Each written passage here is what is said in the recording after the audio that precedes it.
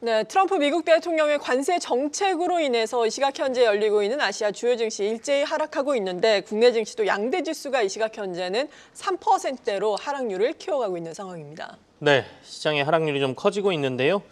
국내 증시 어떻게 봐야 되는지 그리고 앞으로 관세 이외에도 이번 주에 제조업 지표도 나오고 여러 가지 봐야 될 것들이 있습니다. NH투자증권의 나정환 연구위원과 함께 얘기를 좀 나눠보겠습니다. 어서 오십시오. 네, 어서 오세요. 안녕하세요. 네, 일단은 예고를 했던 것처럼 캐나다와 멕시코의 25% 그리고 중국의 10% 보편 관세를 4일부터 매기겠다. 그리고 방금 또 나온 소식에 의하면은 EU의 제품에도 관세 곧 부과할 예정이다. 이렇게 또 트럼프 측에서는 밝히고 있는 상황이잖아요. 일단 국내 수출주에 미치는 영향은 어떻겠습니까? 전반적인 시장이 지금 좋진 않은데요. 그렇죠. 맞습니다. 예. 전반적으로 부정적일 수밖에 없겠고요. 수출주 관점에서 봤을 때 저희가 수출을 크게 소비재, 자본재, 그리고 중간재 이렇게 나누는데 그중에서 소비재, 자본재보다는 좀 중간재 쪽에 타격이 좀 크겠다 정도로 보고 있습니다.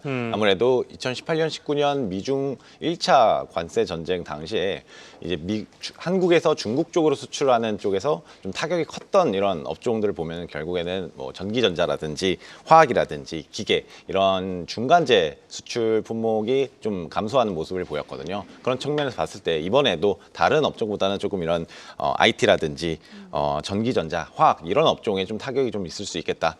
근데 말씀드린 것처럼 약간 전반적으로 수출 자체가 조금 이게 줄어든다는 측면에서 투자 심리 자체에서는 좀 안 좋을 수 있겠다 정도로 보시면 될 것 같습니다.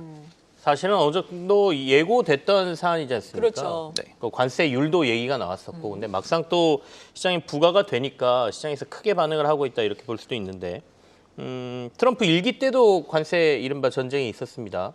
그때를 비교해서 지금하고 어떤 차이가 있는지 그리고 이 영향력이 어디까지 갈지 그걸 좀 알아봐야 될 것 같은데요. 일기 때는 일단 2017년에 트럼프가 집권을 한 이후에 2017년 자체는 관세 전쟁이 부과가 되지 않았습니다만 네네. 2018년부터 본격적으로 시작이 되었죠. 그러면서 급속도로 전개가 됐던 거는 중국 쪽에서도 보복 관세를 발표를 하면서 미국이 거기에 대한 또 추가 관세 이런 식으로 연속적인 관세가 발표가 되면서 주가가 하락세가 계속 이어졌다는 점이 일기 때인데 지금 앞서 말씀 주신 것처럼 멕시코하고 캐나다에 대한 관세가 발표가 됐는데 캐나다, 멕시코 모두 지금 보복 관세를 발표하겠다라고 예고한 그런 상황이고요. 방금 말씀 주신 것처럼 EU 쪽에서도 EU에 대해 이제 관세를 부과하겠다라고 트럼프가 발표를 했는데 거기에 대해서도 EU가 또 추가적으로 보복 관세를 발표하겠다라고 한다면은 정말 글로벌적으로 조금 부정적으로 관세 전쟁이 발발할 가능성은 좀 있다라고 보고 있습니다. 네. 다만 이제 지금 캐나다 쪽에 25% 관세를 부과한 건 맞는데요. 네. 미국 쪽에 조금 불리한 업종, 에너지 업종 같은 경우에는 10% 관세로 좀 제한을 했어요. 그러니까 아무래도 미국 쪽에서 캐나다에서 수입을 하는 그런 에너지 업종 비중 자체가 굉장히 높기 때문에 그런 부분에서는 이제 물가 상승 압력을 좀 낮추기 위해서 어느 정도 이렇게 조정을 했다라고 보고 있거든요. 그래서 미국 자체에서도 결국에는 관세를 이렇게 부과를 한다면은 자체적으로도 물가가 올라가는 그런 부정적인 영향이 있기 때문에 과도한 관세 전쟁을 이렇게 불살릴까 이거에 대해서는 조금 더 지켜봐야 될 것 같고 이렇게 초장에 조금 관세를 세게 말한 이후에 좀 협상 쪽으로 가려는 그런 전략이지 않을까라고 저희는 좀 보고 있습니다. 협상 전략이다. 하지만 이 협상을 해가는 과정에서 글로벌 증시의 변동성은 또 확대가 될 수 있으니까 이러한 부분에 대한 투자 전략 계속해서 세워보도록 하겠고요. 그리고 1월에 수출입 데이터가 발표가 됐잖아요. 사실 1월 한국 수출이 좋진 않았어요. 하지만 조업일수라든지 여러 가지를 고려해봤을 때 일평균 수출은 괜찮았다. 반도체도 좀 증가를 했다라는 부분인데 앞으로는 어떻겠습니까? 저희가 보고 있는 거는 상반기, 하반기로 좀 수출을 나눠서 보자면은 상반기 쪽에서는 조금 둔화될 거다라고 보고 있습니다. 앞서 말씀드린 것처럼 조업일수 자체가 이번에는 4영업일 자체가 좀 빠졌고 중국의 또 춘절 영향도 있었기 때문에 1월 달에는 조금 안 좋았었는데 2, 3월에도 조금 그래도 조합일수 추가되면서 조금 이렇게 반등을 일으켰으나 상반기에는 조금 부진할 수 있고 하반기 같은 경우에는 아무래도 트럼프의 긍정적인 그런 감세라든지 아니면 규제 완화라든지 이런 정책 때문에 조금 증가율 자체가 반등하는 모습을 보일 거다. 상반기는 관세 이런 영향 때문에 어쩔 수 없다. 왜냐면은 뭐 작년 12월 같은 경우에도 뭐 이따 말씀을 주실 거지만 제조업 지수 자체가 반등한 것도 사실 미국 쪽에서 조금 이런 관세가 부과되기 전에 미리 이렇게 땡기는 수요가 있었는데 그런 수요가 이제 조금 이제 잠잠해지는 게 이제 올해 상반기 정도일 거고 그러면서 수출이 조금 잠잠해질 수 있지만 하반기에는 좀 올라올 수 있다 정도로 보시면 될 것 같습니다. 네, 그리고 또 바이오시밀러 쪽에 대한 기대감도 많이 있다고 들었거든요. 그 부분은 자세하게 어떻습니까? 바이오시밀러 같은 경우에는 이제 제약바이오 업종 전반으로 봤을 때 미국이 일단은 중국 쪽에 그 뭐 CDMO라든지 이런 쪽으로 규제를 가하는 상황이고 미국 자체적으로도 조금 그 저가 의약품을 더 이렇게 처방하려는 그런 움직임이 나타나고 있어요. 그래서 바이오시밀러 같은 경우에는 이제 그 단가 자체가 좀 더 낮다 보니까 미국의 트럼프 대통령도 좀 자체적으로 좀 낮은 단가를 갖고 있는 바이오시밀러를 더 채택하고 거기에 대해서 더 인센티브를 주는 그런 정책을 펼치고 있어서 저희 같은 경우에는 이제 제약바이오 업종에 대해서는 조금 더 긍정적으로 조금 보고 있는 그런 상황입니다. 자, 제조업 지표하고 고용 지표도 저희가 좀 봐야 되지 않습니까? 그러니까 지난주에 FOMC에서 금리 동결하면서 데이터를 근간으로 우리는 통화 정책을 결정하겠다 이렇게 얘기한 게 결국엔 제조업보다는 이제 고용 지표에 조금 더 눈길을 두고 있다 이런 얘기도 나오던데 앞으로 발표될 제조업하고 고용 지표 어떻게 예상하세요? 지난번에 나왔던 네네. 그 제조업 ISM 제조업 지수 자체가 49.3포인트로 굉장히 좀 우호적으로 반등하는 그런 모습을 보여서 이번에도 그러지 않을까라는 기대감이 어느 정도 존재합니다.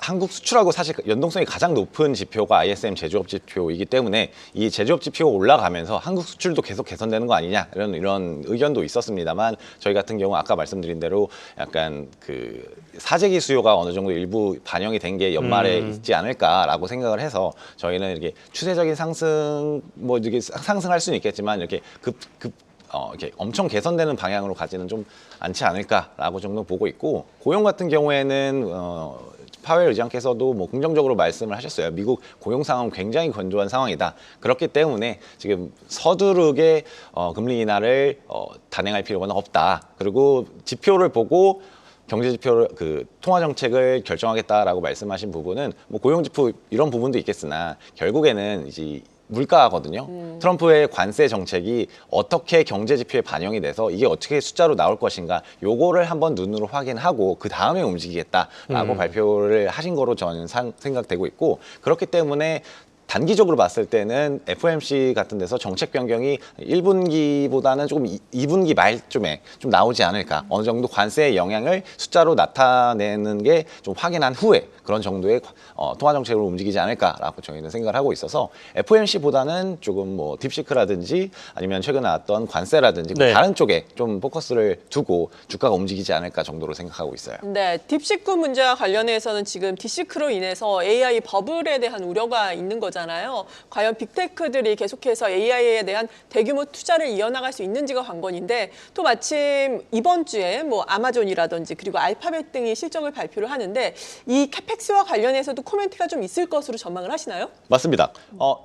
지난주에도 계속 발표를 했던 그런 뭐 마이크로소프트라든지 뭐 다른 빅테크 기업들도 실적 발표를 했는데 굉장히 잘 나왔습니다. 뭐 마이크로소프트 같은 경우 다른 요인 때문에 주가가 하락하긴 했지만 결국은 이제 중요한 점은 말씀 주신 대로 캐펙스 투자 이게 지속될 건가였는데 메타 같은 경우에는 캐펙스를 굉장히 이렇게 늘리겠다라고 이렇게 발표를 하면서 전반적인 AI에 대한 투자는 지속될 거다 이런 관점에서 봤을 때 딥시크가 뭐 이렇게 우려를 이렇게 올리기는 했지만 결국 AI 테마 이 자체는 좀 중장기적으로는 계속 유지된다라고 저희는 뷰를 갖고 있고 그래서 그런 관점에서 AI 반도체에 대해서 전반적으로 좀 긍정적인 뷰는 좀 계속 유지를 하고 있습니다. 다만 아무래도 뭐 중국의 관세 우려라든지 네. 아니면은 트럼프 대통령이 중국이 이렇게 AI가 빠르게 발전하면 여기에 대해서 규제를 해야 된다라고 하면서 추가적인 규제를 발표할 수도 있거든요. 그런 가능성을 봤을 때는 반도체보다는 그러니까 메모리 반도체 이런 네네. 쪽보다는 조금 AI하고 관련된 전력기기라든지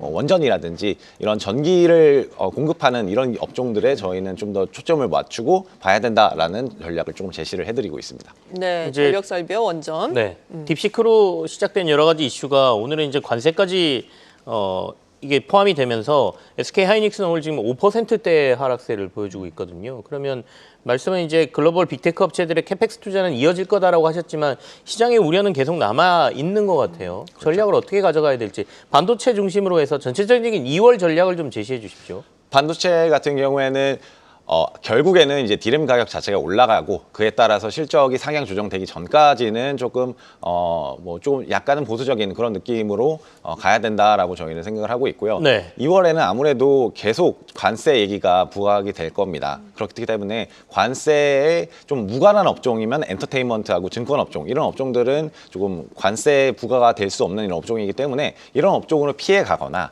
아니면은 트럼프의 이렇게 같이 갈 수 있는 트럼프 정책에 좀 수혜를 볼 수 있는 조선방산 업종 같은 경우에는 좀 피해갈 같이 트럼프와 동행할 수 있는 업종이다. 아무래도 미국 쪽에서 한국의 조선 업종에 대해서는 좀 긍정적으로 바라보고 있고 계속 협력하라는 네네. 취지를 보이고 있기 때문에 이런 업종에 대해서는 좀 반도체 같은 보다 좀 피해가야 된다. 이런 관세 여파에서 피해가야 된다라는 전략으로 좀 우회하기를 저는 추천드리고 있습니다. 네, 오늘도 마침 말씀하신 것처럼 주선이라든지 엔터주는 어려운 시장에서 좀 반등에 성공을 하고 있는 상황입니다. 이런 가운데 앞서 말씀해 주신 것처럼 딥시크에 대한 뭐 AI 버블 우려, 그리고 이와 더불어서 뭐 관세 전쟁이 됐던, 관세 협상이 됐던 이러한 악재성, 불확실성이 계속해서 시장을 좀 흔들 것으로 보여지잖아요. 그렇다면은 저점을 어느 정도까지 열어놓고 봐야 하는지, 그래도 1,400선 지지 정도는 생각을 하고 있을까요?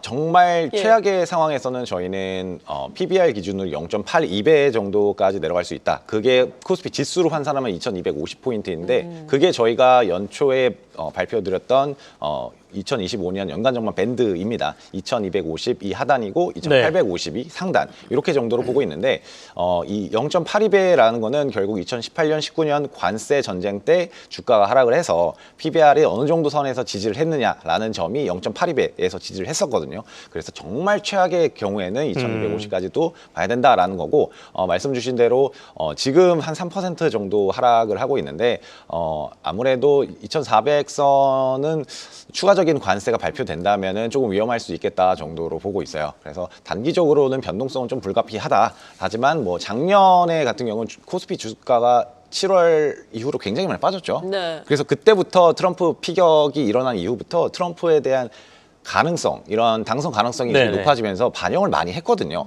S&P 500 지수는 7월 이후로 계속 상승했지만 코스피는 이렇게 하락하는 이런 디커플링 그렇죠. 현상도 일어났었는데 이미 한국의 주가 지수는 트럼프에 대한 이런 우려를 많이 반영했다. 이런 점에서 봤을 때 어느 정도 하단은 그래도 좀 지지를 하지 않을까 정도로 조금 보고 있습니다. 네, NH투자증권의 나정환 연구위원과 함께했습니다. 고맙습니다. 감사합니다. 계속해서 다양한 경제 이슈를 알고 싶다면 구독과 좋아요, 알림 설정 부탁드립니다. AI 캐스터 권미정이었습니다.